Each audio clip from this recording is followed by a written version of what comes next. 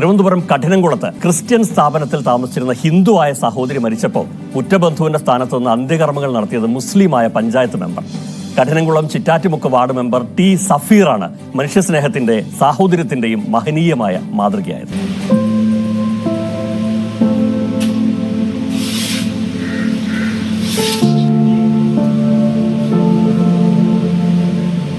രാഖി എന്ന 44-കാരിയുടെ അന്ത്യകർമ്മങ്ങളാണ് ഈ ദൃശ്യങ്ങളിലുള്ളത്. കഴക്കൂട്ടത്തെ ശ്മശാനത്തിൽ അന്ത്യയാത്ര ചൊല്ലാൻ രക്തബന്ധുക്കൾ ആരുമില്ലായിരുന്നു.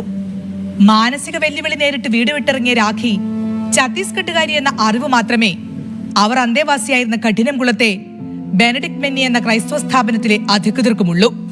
അർബുദബാധയെ തുടർന്നായിരുന്നു രാഖിയുടെ മരണം. ഹൈന്ദവ ആചാരപ്രകാരം സംസ്കരിക്കണമെന്ന രാഖിയുടെ അന്ത്യാഭിലാഷം നിറവേറ്റാൻ സ്ഥാപനത്തിലെ കന്യാസ്ത്രീകൾ മുന്നിട്ടിറങ്ങി. അങ്ങനെ കഴക്കൂട്ടത്തെ ശ്മശാനത്തിൽ മൃതദേഹം എത്തിച്ചു. അവിടെ വെച്ച് പട്ടുചുറ്റി ആചാരങ്ങളെല്ലാം പാലിച്ച് കർമ്മം ചെയ്തത് പഞ്ചായത്ത് മെമ്പറായ ടി സഫീർ.